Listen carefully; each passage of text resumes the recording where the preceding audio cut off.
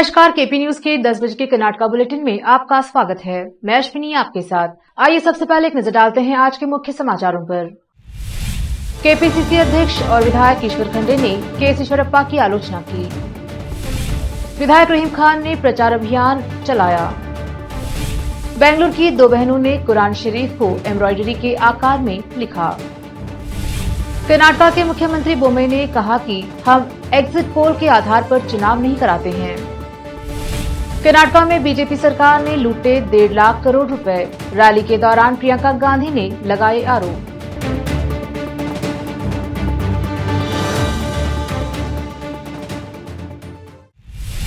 समाचारों का सिलसिला शुरू करते हुए देखते हैं समाचार विस्तार से। पहले समाचार स्थानीय। केपीसीसी अध्यक्ष और विधायक ईश्वर खंडे ने केएस ईश्वरप्पा के मुस्लिम का वोट नहीं चाहिए के बयान की आलोचना करते हुए कहा कि भाजपा धर्म और जाति की राजनीति करती है। वह आज शहर में जिला कांग्रेस कार्यालय में पत्रकारों से बात कर रहे थे। उन्होंने आगे कहा कि राज्य की वर्तमान सरकार भ्रष्टाचार में लिप्त है। राज्य की जनता जानती है राज्य में कांग्रेस मजबूत है और इस बार कांग्रेस 150 सीटों पर अपना कब्जा जमाएगी। खंडे ने राज्य और केंद्र की भाजपा सरकार की आलोचना की। साथ ही खंडे ने कांग्रेस की गारंटी कार्ड में किए गए वादों को दोहराया। विशेष संवाददाता की रिपोर्ट।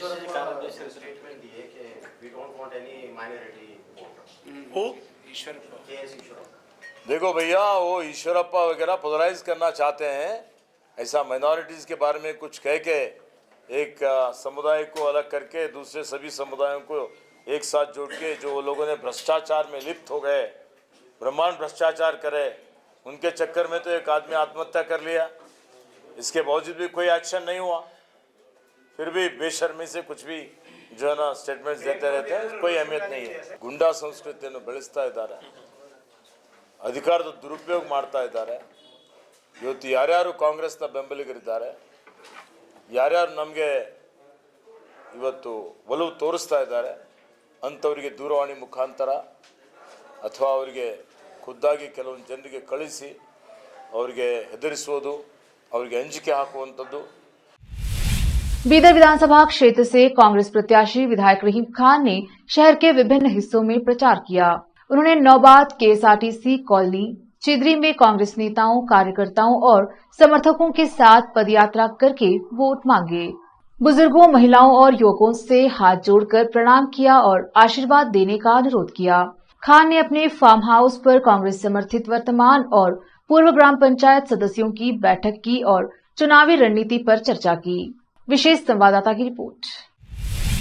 अब समाचार राज्य के।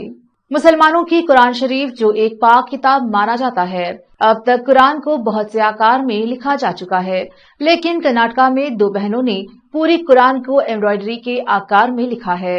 इस संबंध में केपी न्यूज ने विशेष तौर पर कवर किया है।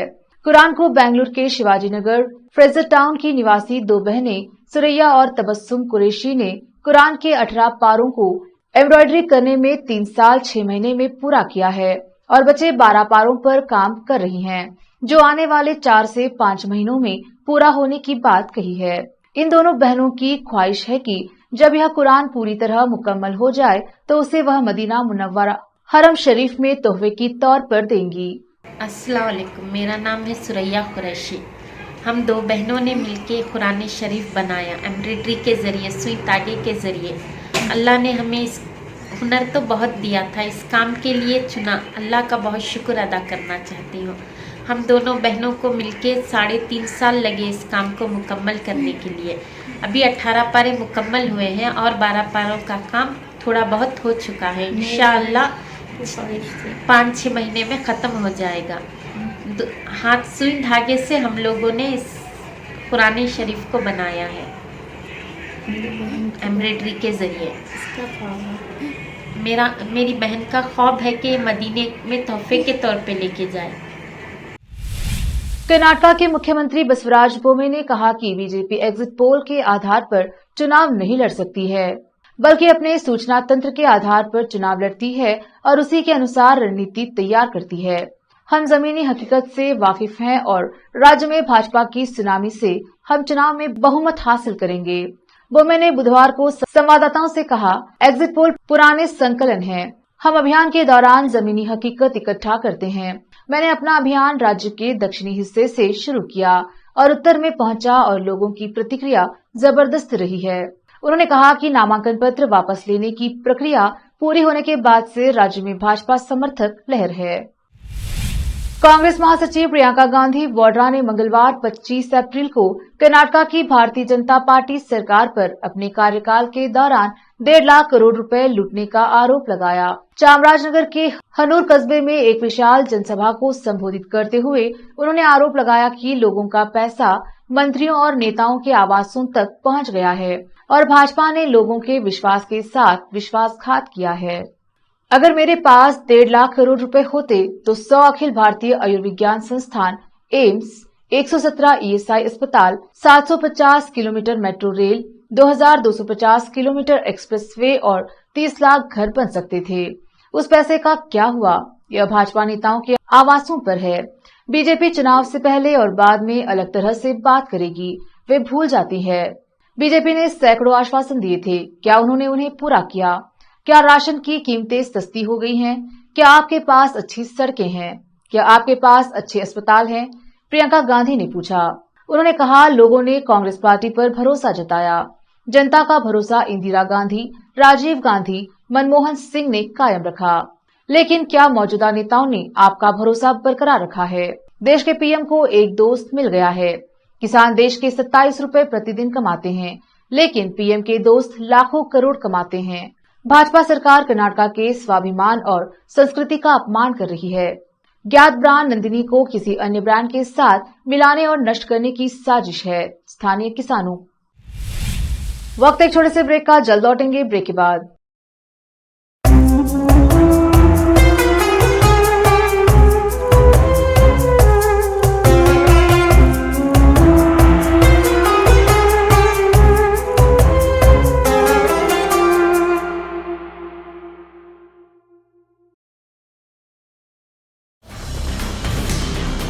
हिंदुस्तान के हर कोने में हम हैं मौजूद।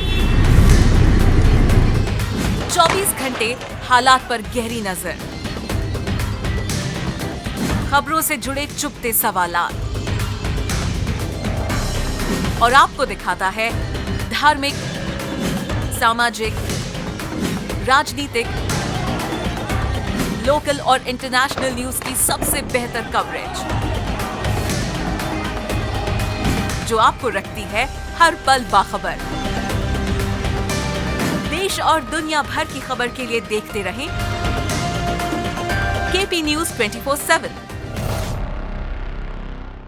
नूर एजुकेशन ट्रस्ट बीदर की ओर से चलाए जाने वाला Noor MEd and BEd college Bidar, recognised by NCTE Delhi and affiliated to Gulbarga University, Gulbarga. Admission are open for the academic year 2022-23.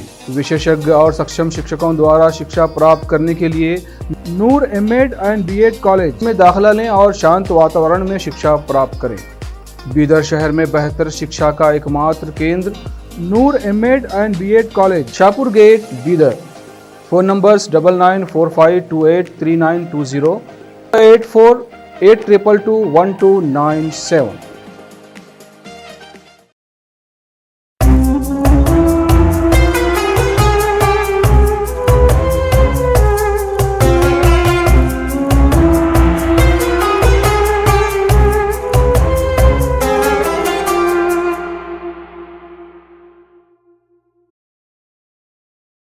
Break के बाद स्वागत है आपका। देखते हैं आगे के समाचार। कर्नाटक के मुख्यमंत्री बसवराज बोम्मे ने कहा कि उनकी सरकार ने सुप्रीम कोर्ट को सूचित किया है कि वह मुसलमानों के लिए आरक्षण के संबंध में तब तक कोई फैसला नहीं लेगी जब तक मामला अदालत के समक्ष नहीं है। मुसलमानों के लिए कोटा पर मीडिया को अपनी प्रतिक्रिया में उन्होंने कहा कि मामला 9 मई को सुनवाई के लिए पोस्ट किया गया है और अदालत द्वारा कोई स्थगन आदेश जारी नहीं किया गया है। बोम्मे ने यह भी कहा कि कांग्रेस नेताओं का यह कहना है कि सरकार ने मुसलमानों के लिए निर्धारित कोटा दूसरों को दे दिया, सही नहीं था। मुसलमानों में 17 उप संप्रदाय हैं और वे सभी पिछड़े वर्गों में हैं। यहाँ भी उन्हें आर्थिक पिछड़ेपन के बारे में आरक्षण मिलता है। वे सरकार के फैसले के अनुसार कोटा के हकदार हैं, इसलिए कोई सवाल ही नहीं उठता है। मुसलमानों के साथ अन्याय कर रहे हैं क्योंकि मानदंड नहीं बदले गए हैं। बोमे ने यह भी कहा कि इसमें कोई संदेह नहीं है कि प्रधानमंत्री मोदी और केंद्रीय गृह मंत्री अमित शाह की यात्रा के बाद कर्नाटका भारतीय जनता पार्टी भाजपा में बदल जाएंगे। उन्होंने यह भी कहा कि उन्होंने विधानसभा में विपक्ष के नेता सिद्धरामैया को अपने खिलाफ लगाए गए आरोपों को साबित करने की चुनौती दी है। उन्होंने कहा, मैं उन लोगों के बारे में जानता हूं जो मेरे खिलाफ अनावश्यक रूप से आरोप लगा रहे हैं। सिद्धरामैया के खिलाफ बहुत सारी शिकायतें हैं और वह झूठ बोलते हुए पकड़े गए हैं। उनके खिलाफ सभी मामले लोकायुक्त को भेजे गए हैं। उन्होंने कहा और चुटकी ली कि कांग्रेस का मतलब है भ्रष्टाचार और भ्रष्टाचार का मतलब है कांग्रेस। राज्य में लिंगायत मुख्यमंत्री द्वारा किए जा रहे भ्रष्टाचार पर उनके कथित बयान को लेकर कर्नाटका के विपक्ष के नेता सिद्धरामैया के खिलाफ मंगलवार 25 अप्रैल को मानहानि का मामला दर्ज किया गया था। कार्यकर्ता शंकर सेठ ने इस संबंध में बेंगलुरु की मजिस्ट्रेट अदालत में एक निजी शिकायत दर्ज कराई थी। कोर्ट ने याचिका स्वीकार कर मामले की सुनवाई 29 अप्रैल तक के लिए स्थगित कर दी थी। इस संबंध में कांग्रेस नेता के खिलाफ चुनाव आयोग में एक शिकायत भी दर्ज कराई जा चुकी है।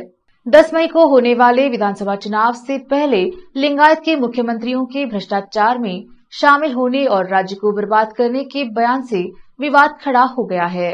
भारतीय जनता पार्टी ने भी इसे राज्य में एक बड़ा चुनावी मुद्दा बनाया है और इसे पूर्व मुख्यमंत्री जगदीश शेट्टार और उप मुख्यमंत्री लक्ष्मण सावदी के बाहर निकलने से हुए नुकसान को नियंत्रित करने के लिए एक हथियार के रूप में इस्तेमाल किया है। लिंगायत युवा वैदिक लीगल सेल, जिसने चुनाव आयोग में शिकायत दर्ज कराई थी, ने दावा किया है कि सिद्धरामैया ने लिंगायत समुदाय का अपमान किया और उसे बदनाम किया।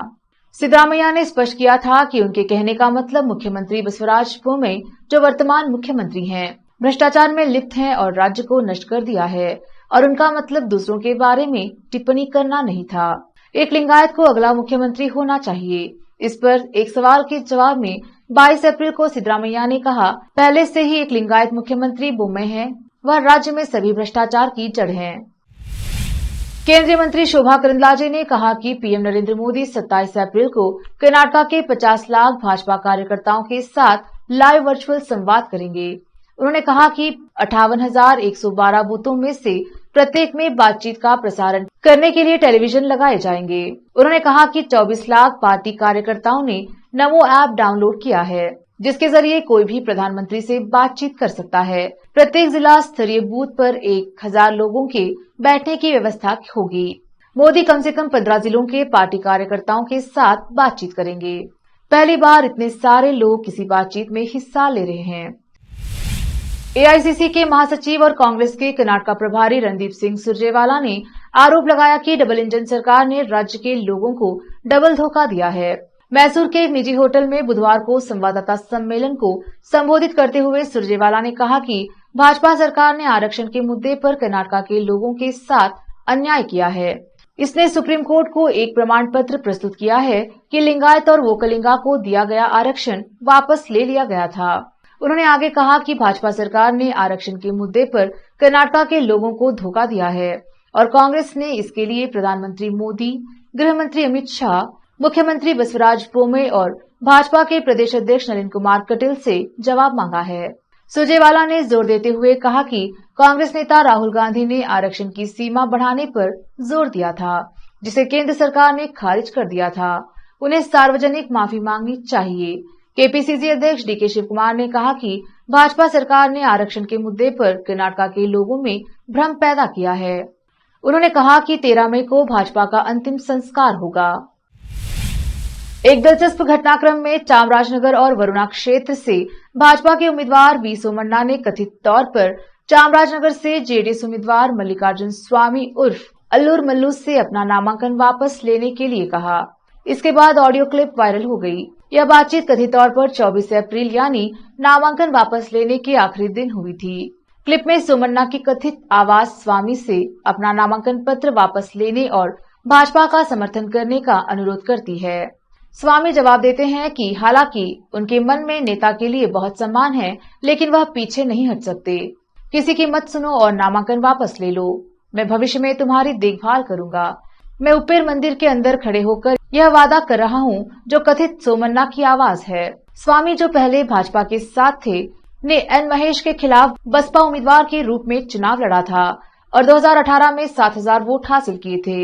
इस डर से कि वोटों का विभाजन उन पर प्रतिकूल प्रभाव डालेगा, सोमन्ना ने कथित तौर पर स्वामी को बुलाया। स्वामी ने मंगलवार को कहा कि सोमन्ना ने उन्हें फोन किया और नामांकन वापस लेने के लिए 50 लाख रुपए देने की पेशकश की, लेकिन मैंने उनके अनुरोध को अस्वीकार कर दिया। मैं बिना किसी से पैसे लिए चुनाव लड़ूंगा। मेरे पास सोमन्ना के खिलाफ जीतने का मौका है, जो एक बाहरी व्यक्ति हैं। फिर से एक नजर आज के मुख्य समाचारों पर। केपीसीसी अध्यक्ष और विधायक ईश्वर खंडे ने के ईश्वरप्पा की आलोचना की। विधायक रहीम खान ने प्रचार अभियान चलाया। बेंगलुरु की दो बहनों ने कुरान शरीफ को एम्ब्रॉयडरी के आकार में लिखा।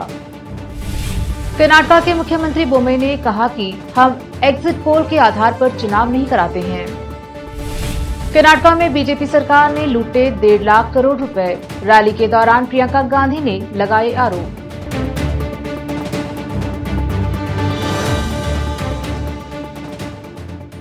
केपी न्यूज के कर्नाटक के बुलेटिन में आज इतना ही। देखते रहिए केपी न्यूज 24/7। धन्यवाद।